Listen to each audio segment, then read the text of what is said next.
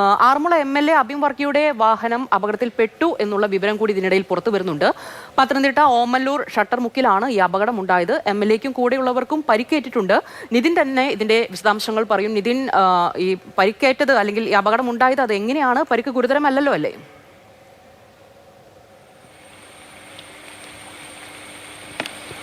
ഇന്നലെ പ്രളയ ദുരിത സ്ഥലങ്ങളിൽ നിന്ന് തിരികെ താമസ സ്ഥലത്തേക്ക് രാത്രി ഒരു 12 മണിയോടടുപ്പിച്ച് താമസ സ്ഥലത്തേക്ക് പോകുമ്പോഴാണ് അബിൻ വർക്കിയുടെ കാറ് മറ്റൊരു കാറുമായി കൂട്ടിയിടിച്ചത്. എതിർവശത്ത് നിന്ന് അവിടെ ഉണ്ടായിരുന്ന ദൃക്സാക്ഷികൾ നമ്മളോട് പങ്കുവെക്കുന്ന കാര്യം എന്ന് പറയുന്നത് എതിർവശത്ത് നിന്നും വന്ന കാറ് MLAയുടെ കാറിലേക്ക് ഇടിച്ചു കയറുകയായിരുന്നു എന്നാണ്.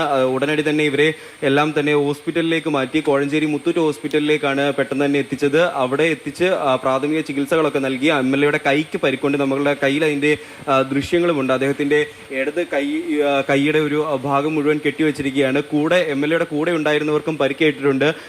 നമുക്കറിയാം ആറന്മുളയിലാണ് ഏറ്റവും കൂടുതൽ ആറന്മുളയും ഈ ദുരിതബാധിത മേഖലയാണ്. ഇപ്പോഴും അവിടെ വെള്ളം കെട്ടി നിൽപ്പുണ്ട്. ഒപ്പം പലയിടങ്ങളിലും ദുരിതാശ്വാസ ക്യാമ്പുകളുണ്ട്. ഇതൊക്കെ ഏകോപിപ്പിക്കുന്നതിൽ പ്രധാനിയാണ് അവിടുത്തെ MLA എന്ന് പറയുന്നത്. അദ്ദേഹം ആ ഒരു പ്രവർത്തനങ്ങളൊക്കെ കഴിഞ്ഞ് രാത്രിയിൽ താമസ സ്ഥലത്തേക്ക് പോകും വഴിയാണ് ഇത്തരത്തിലൊരു അപകടമുണ്ടായത്.